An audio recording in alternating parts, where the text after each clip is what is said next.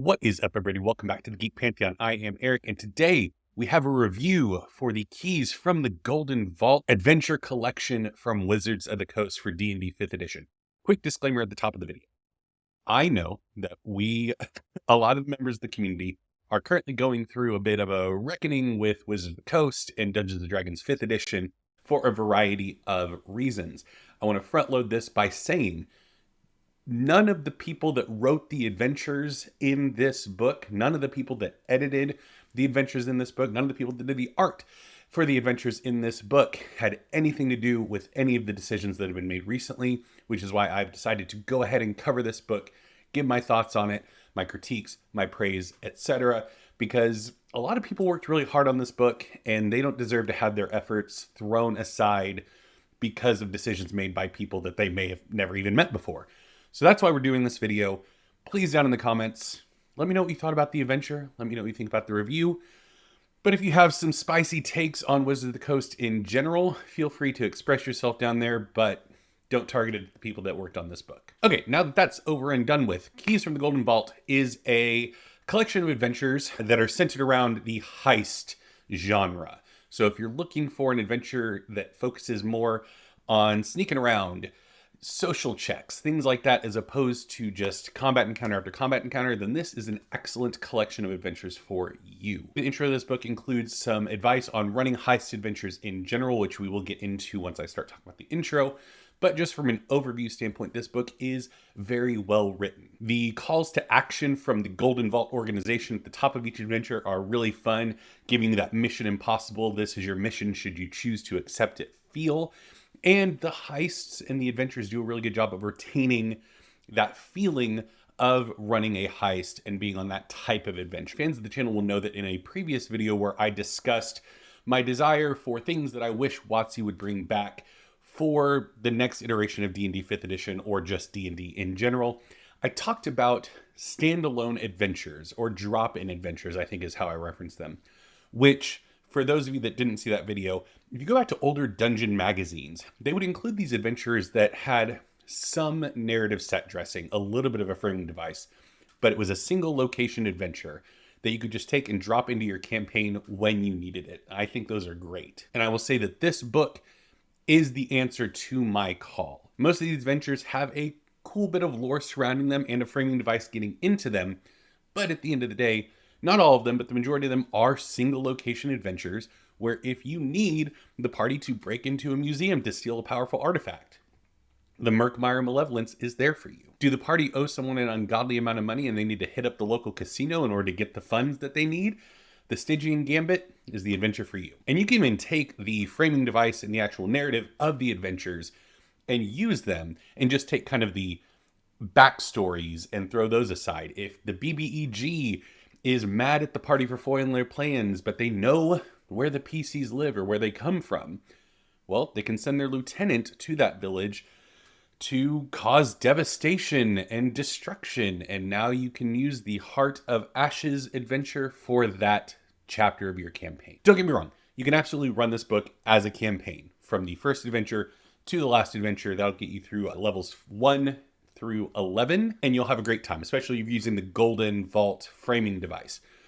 But you can also just pick and choose these adventures as you want. Okay, and that's kind of the spoiler-free designation right there, where beyond this point, I'm going to get into some of the specifics of the book. So if you're a player watching this, wanting to know if you should pick this up for your GM, do it. It's a good book, it's well written, and I think that most tables will get a lot of utility out of this if you enjoy the heist style of adventure.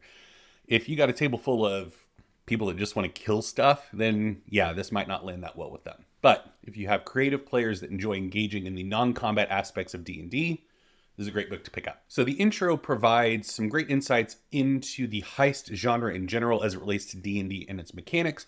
And it also has some good insights for your players for the type of skills or classes that would work really well in these types of stories.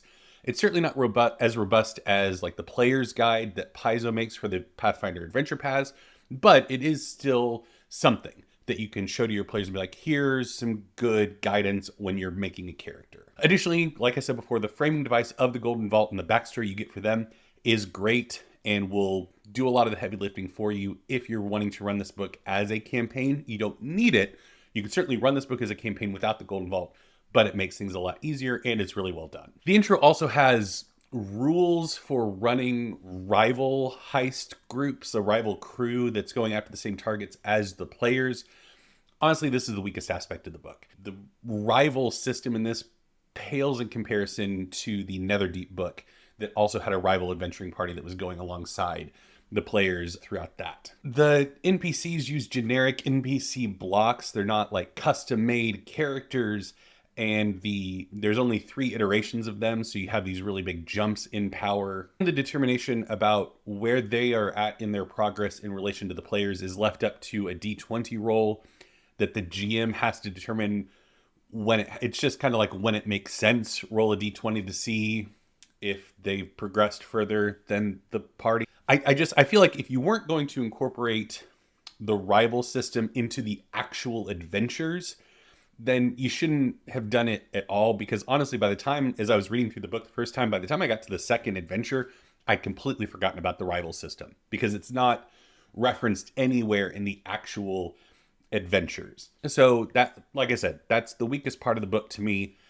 If you want to use them as the GM, I hate referencing picking up another book, but I would pick up Call of the Netherdeep, the Critical Role adventure that came out last year, for some good guidance on how to run rivals in D&D 5th edition. Okay, for the actual reviews of the various adventures and their highlights and stuff like that, I'm going to kind of go rapid fire. I'm not going to go into too deep of detail for each adventure because there's quite a few of them, and I don't want this video to be an hour long. So the first one is the Murkmire Malevolence. This is a great starter adventure. It hits all the highlights of your typical tropey heist story where, I mean, it's kind of 2 elements where the players need to get a powerful artifact out of the wrong hands, a la Indiana Jones, but also they're breaking into a museum to steal something of great value that's guarded, a la National Treasure, which are 2 wonderful examples of heists. I mean, you probably wouldn't think about that in terms of Indiana Jones, but when you think about it, a lot of times he is kind of in heist mode. And this is a first level adventure, so if you're running this for new players, I do think this is an excellent introduction to D&D for people that want a less combat-focused adventure. But I will say more experienced players might be waiting for the other shoe to drop. It is a very straightforward story where once you get the artifact and you get out, you're done. But the artifact itself, it's an egg, and so you might be waiting for it to crack and that be your big final fight. This is about managing expectations, though. This is the first level adventure. Nothing's crazy is going to happen. I think it's really well written, but some players out there might be left wondering what's next. The Stygian Gambit. Now we're moving into the Oceans franchise. So this one starts to introduce a bit more interesting elements into the backstory, whereas the previous one was really straightforward. This one, you have former like business partners that have had a falling out, and so there's a lot of different elements that you can use when role-playing the NPCs in this adventure. Given that this one is set in a casino that is currently operating, I mean, it is very much an Oceans movie.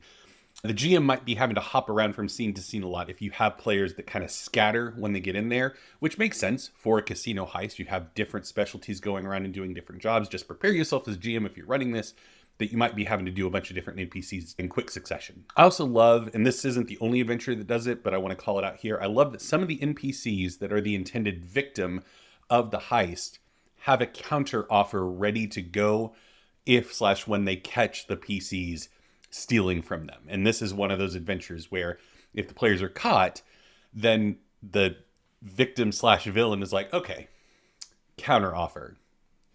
You can take all of this, and all I ask is that you deliver this letter to the person that hired you, basically in a final screw you moment. But that's just so fitting with the tone of the genre. Reach for the Stars, the 3rd adventure in the book. This is the first one where it really does start to venture away from like the truly tropey heist genre.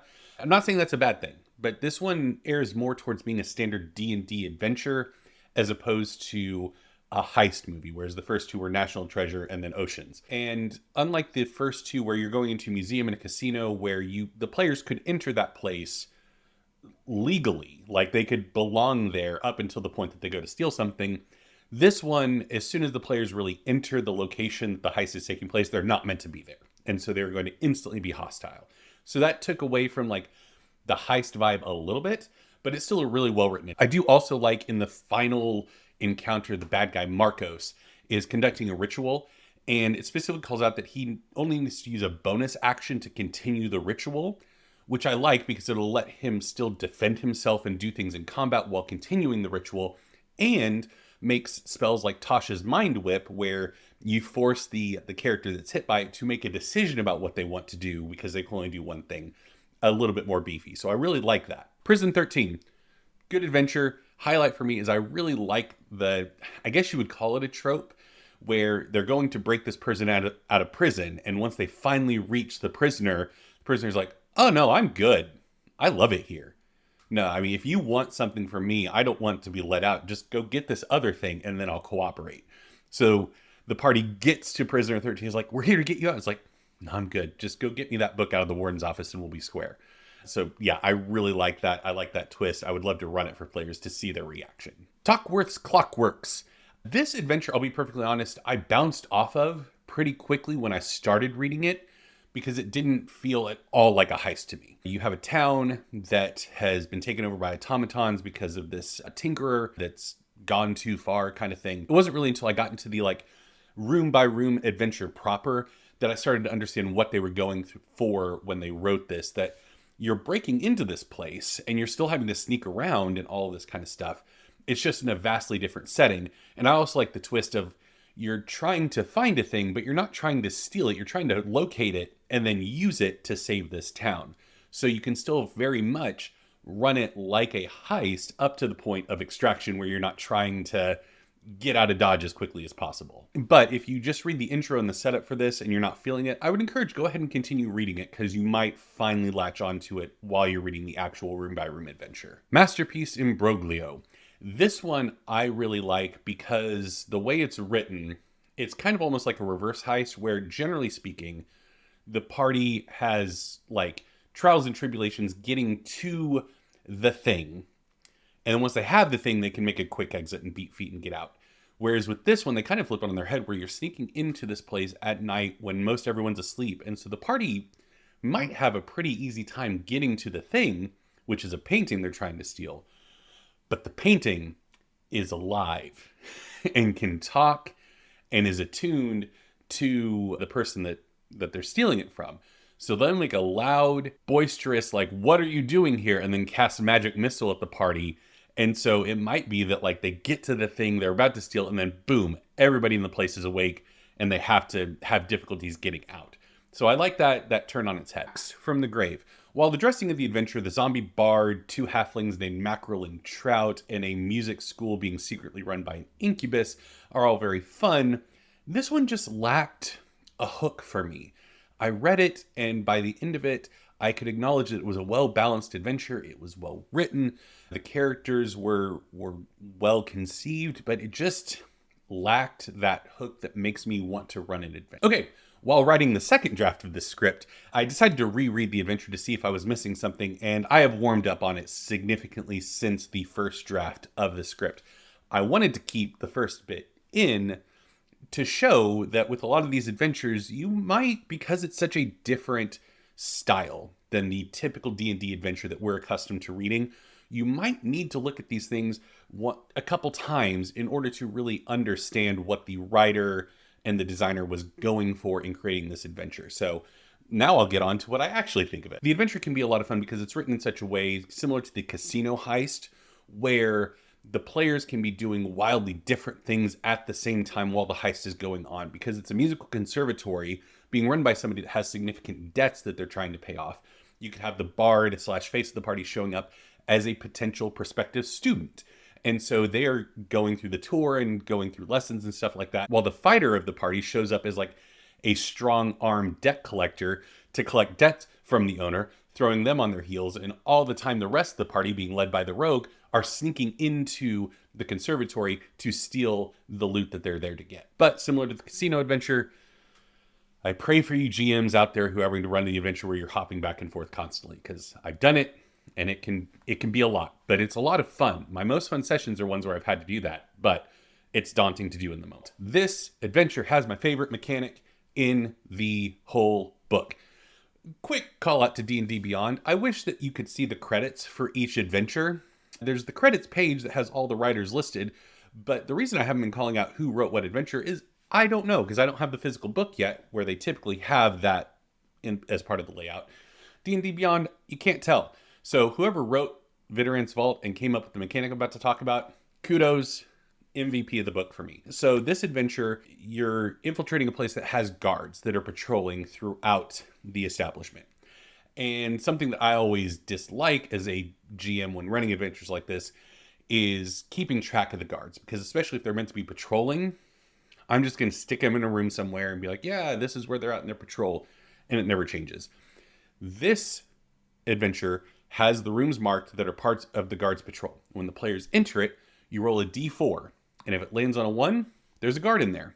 If it lands on anything else, no guard. Brilliant.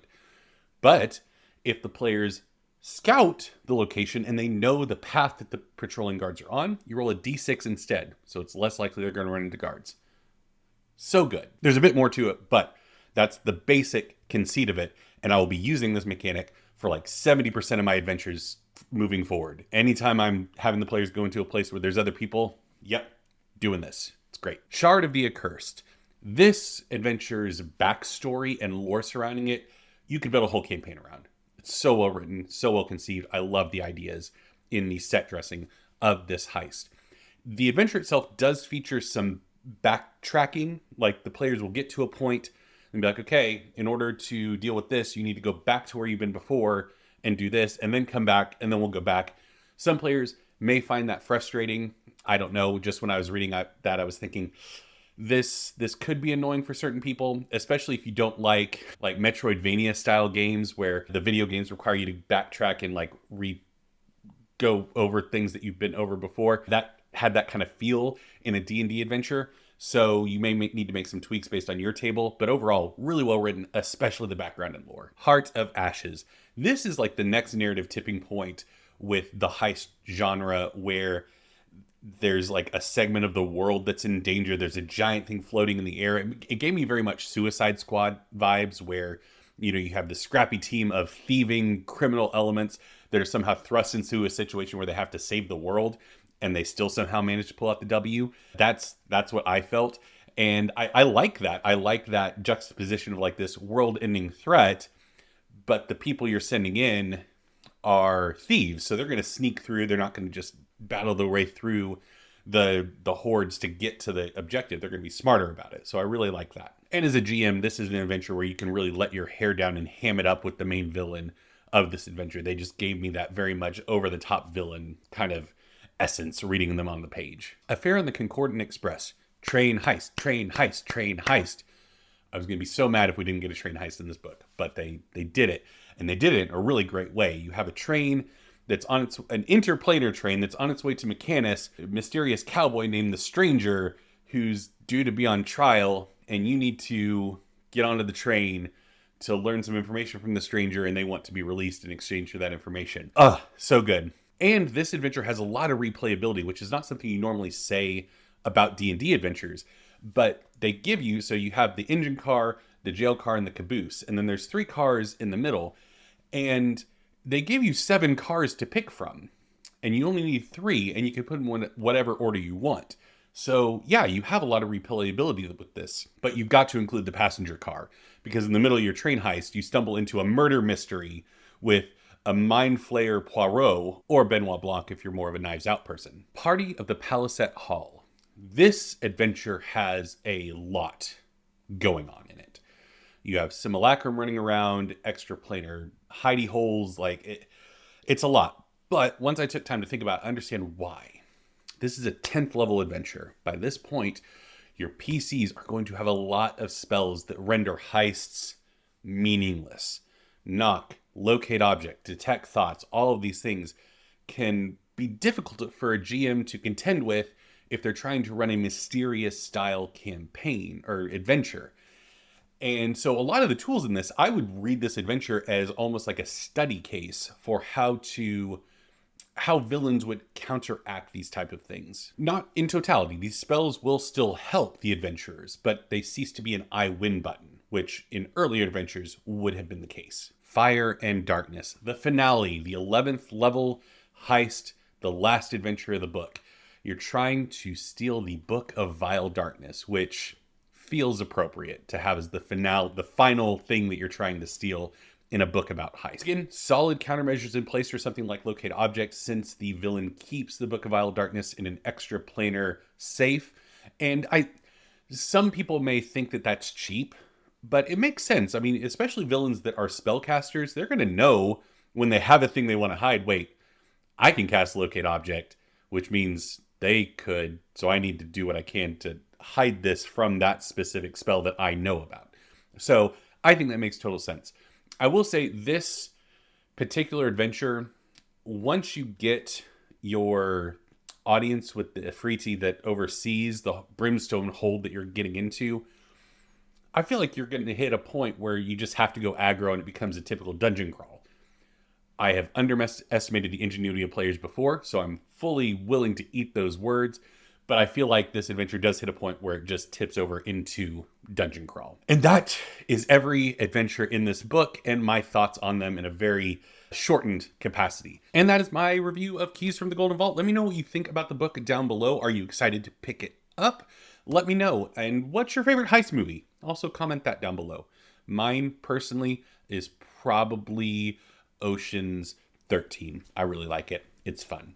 Or one of the Fast and Furious movies when they stopped being car movies and became spy thrillers. Those are also fun. Anyway, if you want to know about other things that I wish D&D would bring back, check out the video right there, and I'll see you next time.